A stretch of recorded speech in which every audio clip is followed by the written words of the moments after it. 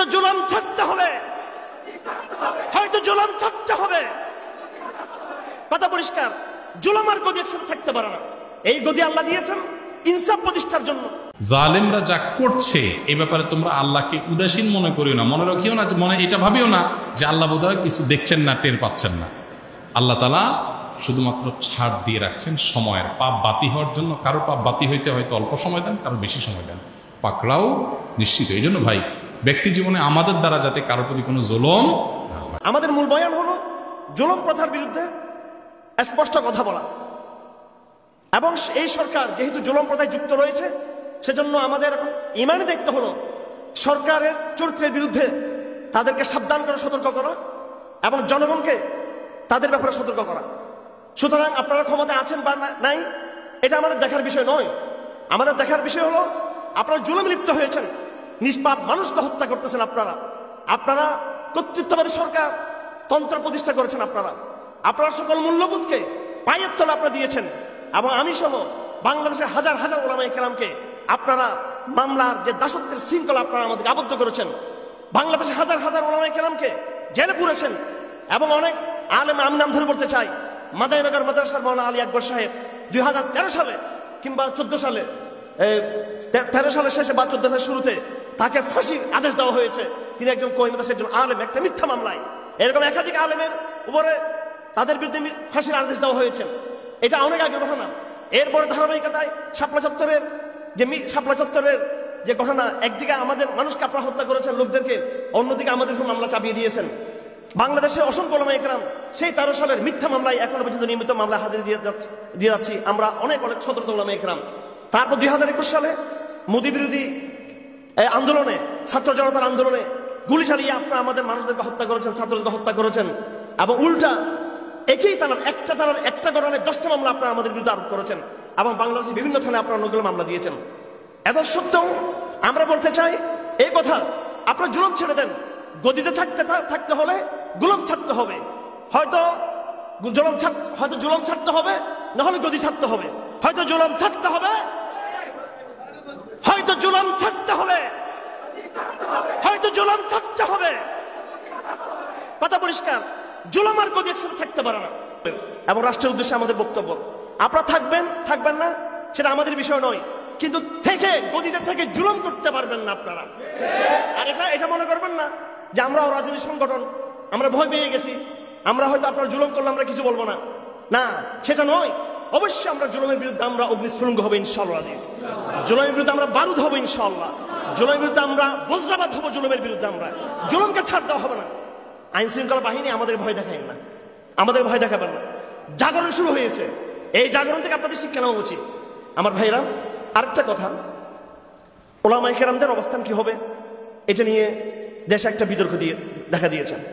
স্পষ্ট বলতে চাই, এই সময়ে রাজ দরবারে আগমন করে যারা আপুষ্কামিতার পথ বেছে নিবে, প্রত্যেকে দালাল, মুনাফিক, বেঈমান, বিশ্বাসঘাতক হিসেবে চিহ্নিত করা হবে। এই সময় রাজ দরবারে গিয়ে হালুয়া রুটি খাবার সময় নয়। যান রাজ দরবারে, আমি আগেও বলেছি, রাজ দরবারে যান। আমাকে ডাকলে আমি প্রধানমন্ত্রীর কাছে যাব, তাকে বলবো আপনি ক্ষান্ত হন, এটাই বলার জন্য যাব যদি যেতে হয় আমার। স্বরাষ্ট্রমন্ত্রীর কাছে গিয়েছেন, বলুন তাকে ক্ষান্ত হওয়ার জন্য। র্যাবের প্রধানের কাছে যান, তাকে গিয়ে বলুন ক্ষান্ত হওয়ার জন্য। পুলিশের আইজিপির কাছে যান, গিয়ে বলুন ক্ষান্ত হওয়ার জন্য। হালুয়া রুটি কেন খেতে যাবেন আপনারা সেখানে? আপনার মিটিংয়ে গিয়েছেন, এসে আপনার ব্রিফ কেন করেন? আপনারা কি কথা বলেছেন? আমরা চাই কোন ওলামায়ে কেরাম তারা যদি সরকারের কোনো আহ্বানে সাড়া দিয়ে, তারা যদি সেখানে কোনো মিটিংয়ে যেতে চায়, সেই মিটিংয়ে আপনারা আবুল ফজল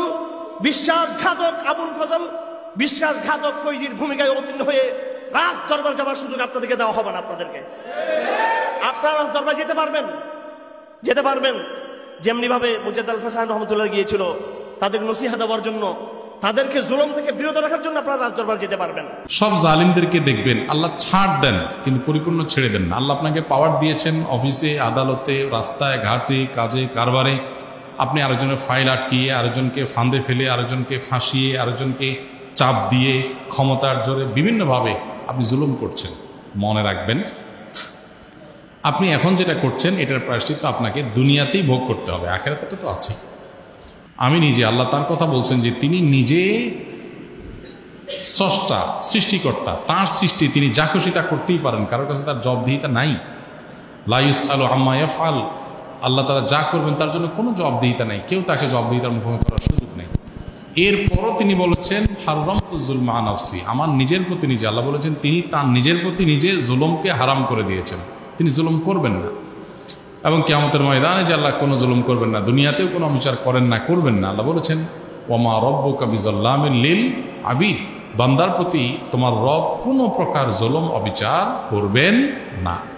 তো যেই জিনিসটা আল্লাহ আল্লাহ হওয়া সত্ত্বেও তিনি নিজেও করবেন না, সেটা তার কোনো বান্দার মধ্যে যদি থাকে, কেউ যদি জুলুম করে, আল্লাহ তাআলা সেটা সহ্য করবেন না। পৃথিবীর ইতিহাসে যত জালেম ছিল একেবারে শুরু থেকে আজও পর্যন্ত, সব জালিমদেরকে দেখবেন আল্লাহ ছাড় দেন কিন্তু পরিপূর্ণ ছেড়ে দেন না। আল্লাহ আপনাকে পাওয়ার দিয়েছেন অফিসে, আদালতে, রাস্তায় ঘাটে, কাজে কারবারে, আপনি আরেকজনের ফাইল আটকিয়ে, আরেকজনকে ফাঁদে ফেলে, আরেকজনকে ফাঁসিয়ে, আরেকজনকে চাপ দিয়ে, ক্ষমতার জোরে বিভিন্নভাবে আপনি জুলুম করছেন। মনে রাখবেন আপনি এখন যেটা করছেন এটার প্রায়শ্চিত্ত আপনাকে দুনিয়াতেই ভোগ করতে হবে, আখিরাতে তো আছে। পৃথিবীর ইতিহাসে সর্বপ্রথম জুলুম করেছিল যে, তার নাম হলো কাবিল। প্রথম মানুষ যে জুলুম করেছে তার নাম কি? আদম আলাইহিস সালামের ছেলে কাবিল। সে জুলুম করেছিল কার প্রতি? তার ভাই হাবিলের প্রতি, আদম আলাইহিস সালামের আরেক ছেলে। ভাইয়ের প্রতি হিংসা পরায়ণ হয়ে তার প্রতি জুলুম করে তাকে হত্যা করেছিল, খুন করেছিল। পৃথিবীর প্রথম খুনি কাবিল। এবং সে খুন করে মনে করেছে পার পেয়ে যাবে, আল্লাহ তাআলা তার গোমর ফাঁস করে দিলেন। তার অপকর্মকে আল্লাহ তাআলা মানুষের সামনে প্রকাশ করে দিলেন, জানিয়ে দিলেন, অপদস্থ হলো। কিয়ামত পর্যন্ত আগত মানুষের কাছে কাবিল খুনি হিসেবে থাকলো। স্বয়ং কোরআনে এত হাজার বছর পর কোরআনে আল্লাহ তাআলা সেই কাবিলের খুনের ঘটনা উল্লেখ করেছেন। তার জন্য এটা অপমান, তার জন্য এটা অপদস্থ। তার মৃত্যুরও এত হাজার হাজার বছর পরও তার খুনের এই অপরাধের চর্চা হয়, সে অপরাধী খুনি হিসাবে মানুষের কাছে সে পরিচিত হয়ে গেছে। এই অপমান, এই যে লাঞ্ছনা, এই যে শাস্তি তার, এটা তো আছেই। আর আসল শাস্তি আল্লাহ তাআলা আখিরাতে রাখছে। এক সময় পৃথিবীর অনেক সুপার পাওয়ার যারা ছিল, ফেরাউন পৃথিবীতে নিজেকে খোদা দাবি করে বসেছিল, আল্লাহ দাবি করে বসেছিল, এবং সে মনে করত তাকে বোধহয় কেউই দমাতে পারবে না।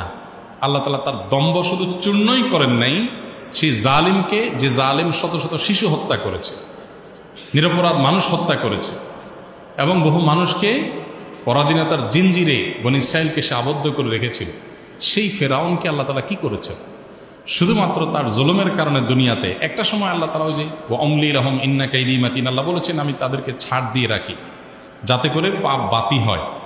ইন্না কাইদি মাতিন, যখন আমি ধরি সেটা খুব শক্ত ধরা হয়। আল্লাহ সুবহানাহু ওয়া তাআলা ধরেছেন তাকে। যখন ধরেছেন তখন শুধু তাকে শেষ করেন নাই, সে সমুদ্রে নিমজ্জিত হয়ে শুধু মারাই যায় নাই। আল্লাহ বলেছেন ওয়াকাযালিকা নুনাজ্জিকা লিবাদানিকা লিমান লিতাকুনা লিমান খালফাকা আয়া।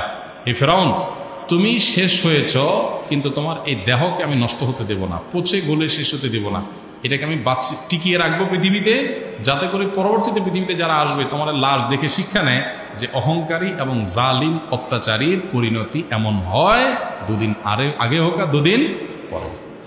অনেক সময় ধৈর্যের পরীক্ষাটা একটা লম্বা হয়। আজকে ফিলিস্তিনের মানুষ তারা মাজলুম, জুলুমের শিকার, বছরকে বছর পার হচ্ছে, যুগ যুগ পার হচ্ছে, কিন্তু সমাধান হচ্ছে না, একটু দীর্ঘ হচ্ছে। কিন্তু চুল পরিমাণ কোনো সন্দেহ থাকবার অবকাশ নেই যে আল্লাহ তাআলা জালিমকে ধরবেন আর মাজলুমকে মুক্ত করবেন, দুদিন আগে হোক আর পরে হোক। এমনকি দুনিয়াতে আল্লাহ যদি কোনো কারণে কাউকে পাকড়াও নাও করেন, আল্লাহর কোনো হিকমতের কারণে, আখিরাতে আল্লাহর পাকড়াও থেকে বাঁচার কোনো উপায় থাকবে না। সো জুলুমের শাস্তি অত্যন্ত ভয়াবহ। আপনি দেখবেন কারুন যখন জুলুম করেছিল, অহংকার করেছিল, আল্লাহ তাআলা তার পতন ঘটিয়েছেন এবং তাকে পাকড়াও করেছেন, অপদস্থ হয়েছে সে। ফেরাউনকে আল্লাহ তাআলা করেছেন। এক সময়ের সুপার পাওয়ার সোভিয়েত ইউনিয়ন কোথায় এখন আছে?